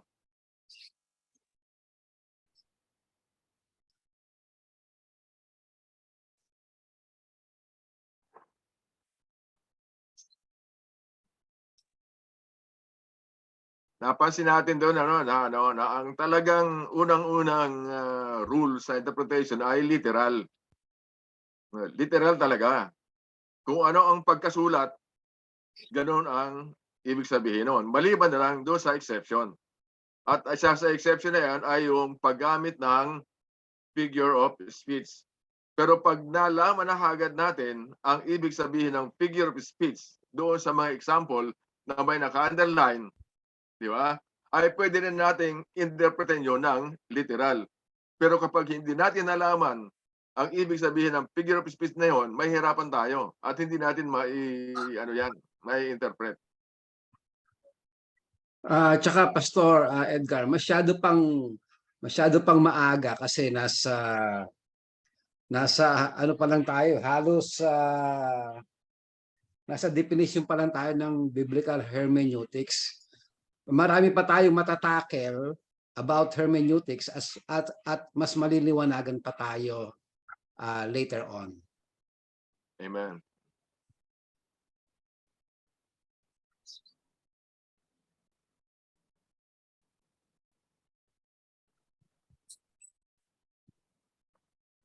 So kapag nagbabasa tayo ng Bible, yun nga, tignan natin kung may mga figurative languages at symbol, ibig sabihin nun, mayroong deeper meaning yon. Pero kapag wala namang mga ganong symbolism, figurative languages, we can interpret the Bible literally. Ang halimbawa, yung miracles ng Panginoon Kristo, literal yun. Yung nagpagaling ng lumpo, literal yun. Na nakakita ang bulag, literal yun. Yung mga ganun, yung kapangyarihan ng Panginoon Kristo ay literal. Makapangyarihan siya.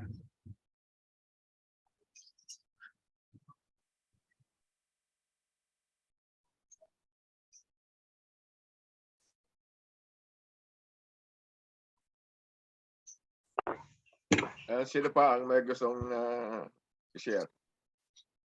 Question, Pastor. Okay, sige. Sister Maribeth.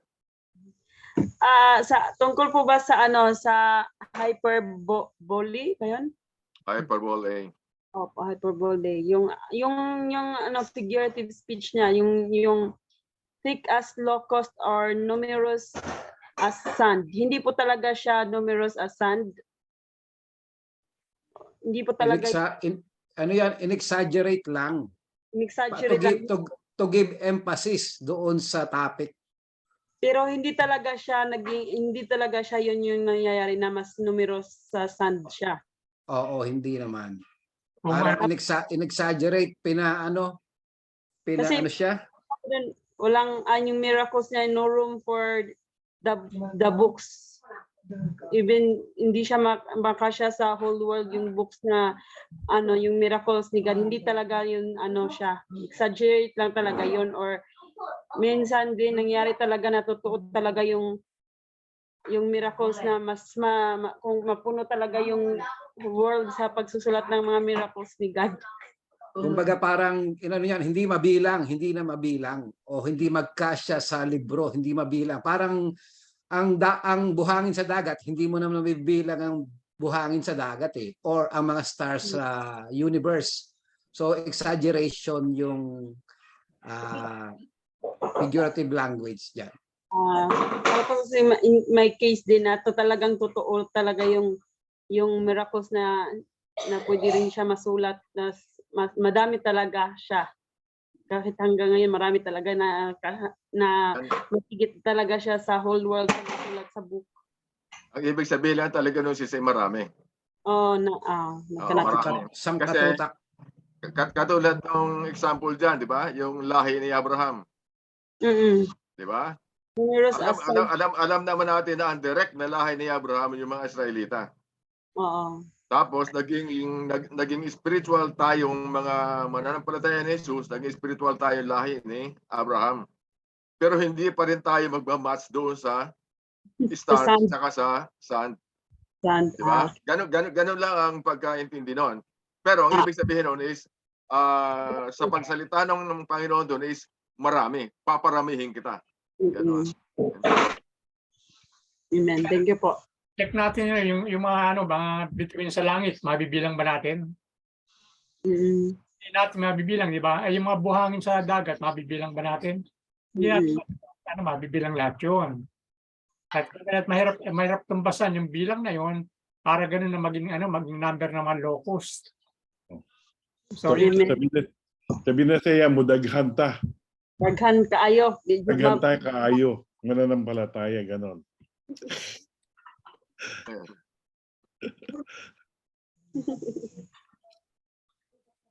Even the whole world not have room for the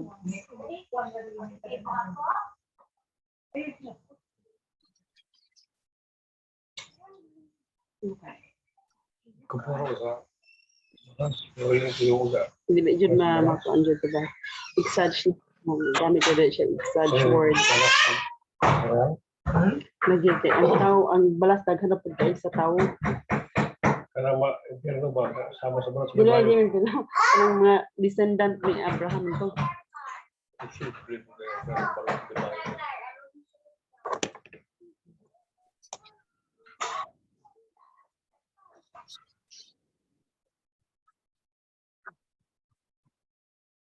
Okay, sino pa? Salita naman kayo.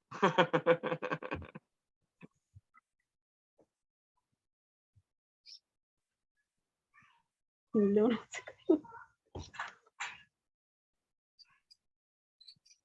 Nakapag-submit naman kayo ng ng inyong assignment, no?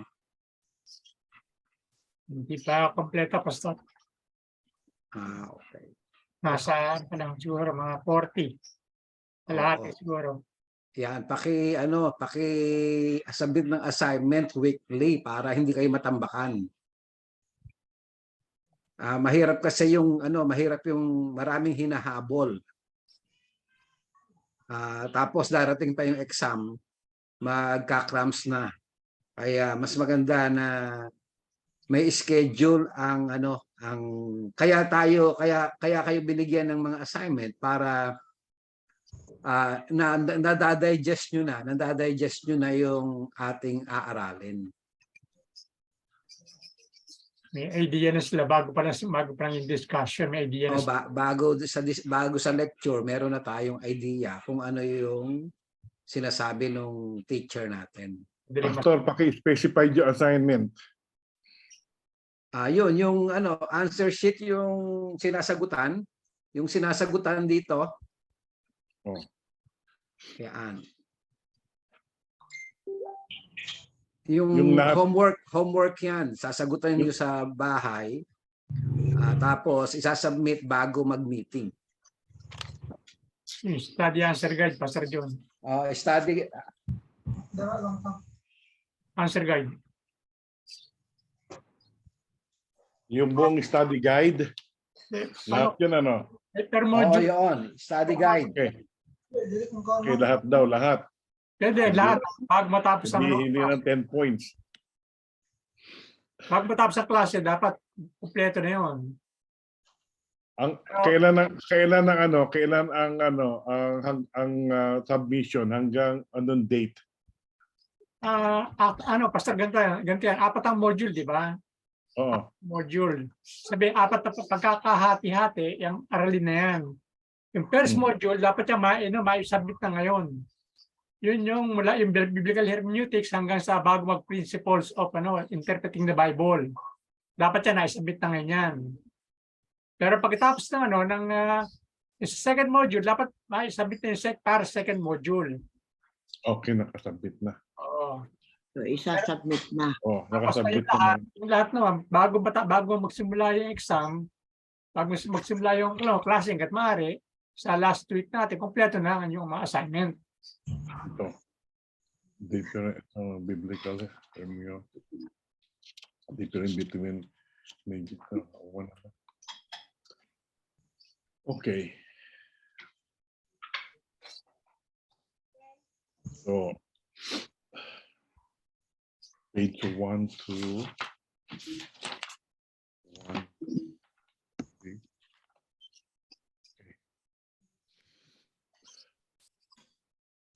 ¿Cómo?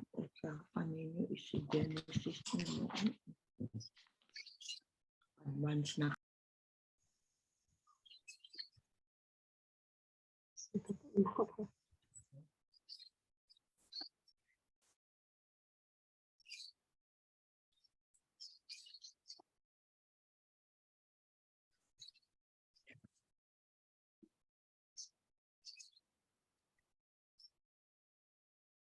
Sige, bago tayo yung mga nag-iisip pa, pakibuksan po yung inyong mga camera para magkaroon po tayo ng screenshot.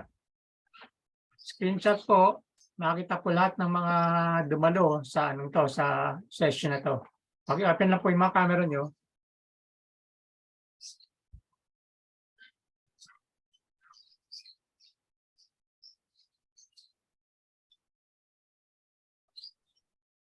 Paki-open lang po na video natin.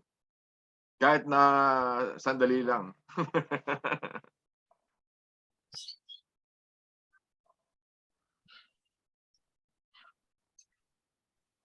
Let's see, TGSIM saka si Giselle. Sige one by one na daw. Sabi nga ni Pastor Cesar, one by one lang. Tingin sa camera. Ready? 1, 2, 3. Okay na. Maraming salamat po. Okay. So, mag-pray muna tayo, Pastor June. Paki-close sa prayer. Hallelujah. Okay, let us bow down before the Lord. Heavenly Father, in the name of your Son, Jesus, we thank you for the knowledge that we understand today, O God. And we pray, O Lord God, to write them in our heart, O Lord God, so that we cannot be able to disqualify, O Lord God, the word that we received today, O God. We thank you, Father God, for all the teachers, instructor, O God, that you use, O Lord God, in this study, O Lord. Continue to bless our knowledge. Continue to bless our future, O Lord God, to this generation, O Lord. We praise and thank you, O God. Sealed us, O God, with understanding, knowledge that in heaven, O Lord God, and sealed us with love and understanding and faith, O God, and hope. We praise and thank you, O Lord God. All glory belongs to you in your name, Jesus. Amen. Amen. Amen. Praise God. Amen. Praise God. Okay. So, thank you, Pastor, sa Pastor Alvin. Salamat sa encourage mo sa in-impart mo sa amin, encouragement sa knowledge na binigay mo. Amen. Glory to God po, Pastor. Praise the Lord. Bishop. Si Bishop. Nandito lang ako. Nakikinig. Okay. Purihin po, Lord. Nag-check lang ako na attendance. Coach Gabi.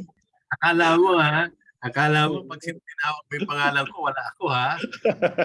Oo nga, Bishop. All the way. Patawa lang yan, Bishop. Nagpapatawa lang yan. Gulo-gulo. Gulo-gulo talaga yan. Kamusta kayo yan? Kamusta? Oo.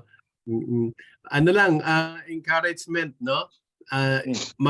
Maganda yung kasi kung isipin natin, gusto natin halimbawa later on meron tayong mga subjects about homiletics.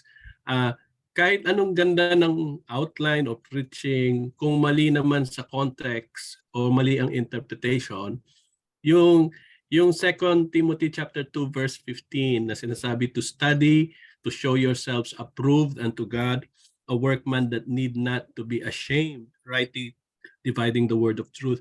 Yung ashamed doon in the context yung rightly dividing. Tama? Kasi kapag mali yung interpretation, parang napapahiya ka eh. You feel ashamed. Ako, bilang manggagawa, parang ako mali pala yung yung naituro ko. O mali pala yung Although of course there are occasions na we have to really see to it na naintindihan natin at tama yung understanding natin. Yung hermeneutics is the science, di ba? Of interpretation. Nako, wala ba ako? Nandiyan ka. Okay lang. Bakit parang ito? Nakikita niyo pa rin ako? Oo. Yes. Yes, Bishop. Okay. Yun nga, yung importante, no, as we go along, ito yung maganda nga yung umpisa, di ba? Pero it becomes challenging kasi yung principles na inaaral, maaring for those who are first time, sasabihin ninyo, ang hirap naman ng yung mga salita na try to understand na kailangan natin dumaan sa mga ganitong pag-aaral, no? It is just a season of time. Your sacrifice, yung umpisa nito, yung inyong preparations, yung pagsusunog kilay pero kahit paano may kilay pa rin kayo. Tama? Hindi naman sino may nagsunog kilay tapos sabihin wala na akong kilay. Pero yun nga no? May deeper meaning yung sinabi, di ba? Sunog kilay daw, nasunog nga ba kilay? Ibig sabihin lang, you are still, you give diban, it is for a time, hindi naman all seasons na lahat ng Saturdays or all seasons na during the week pabad kayo.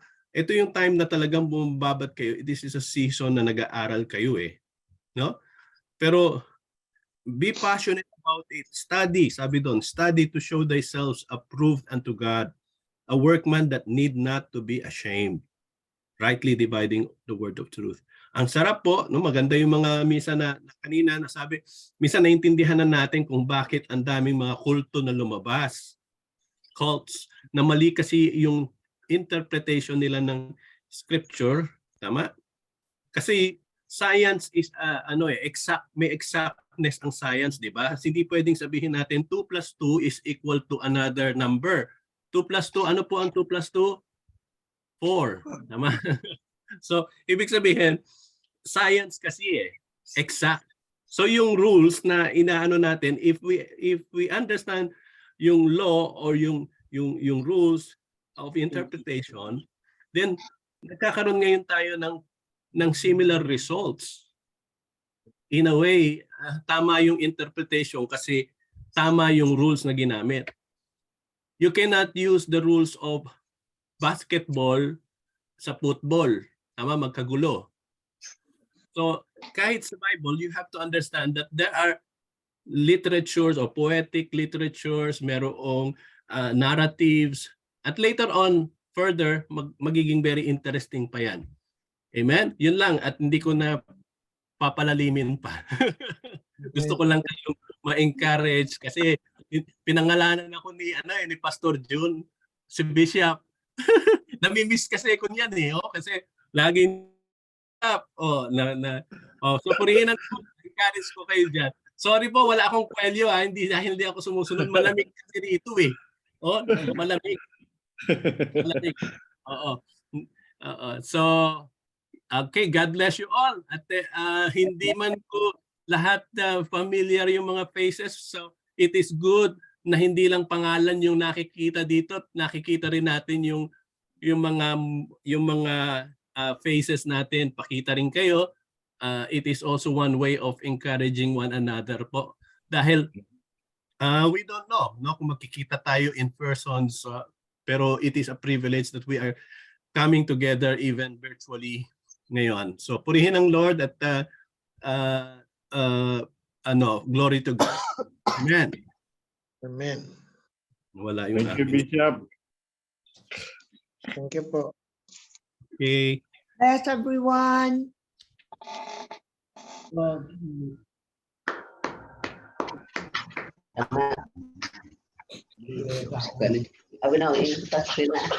Story ko niya.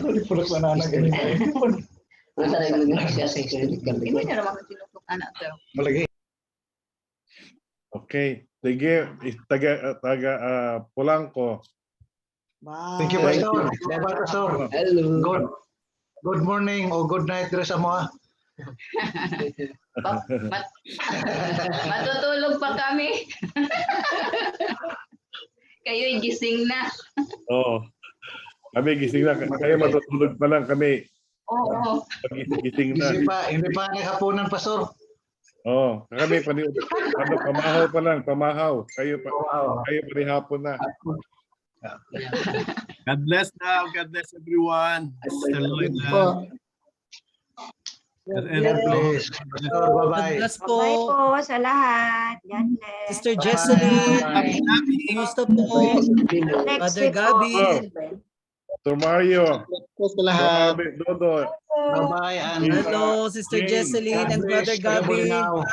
See you next Saturday.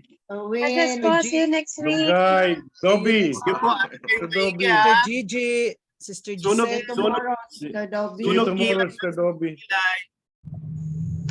Okay. God bless. God bless. Good night.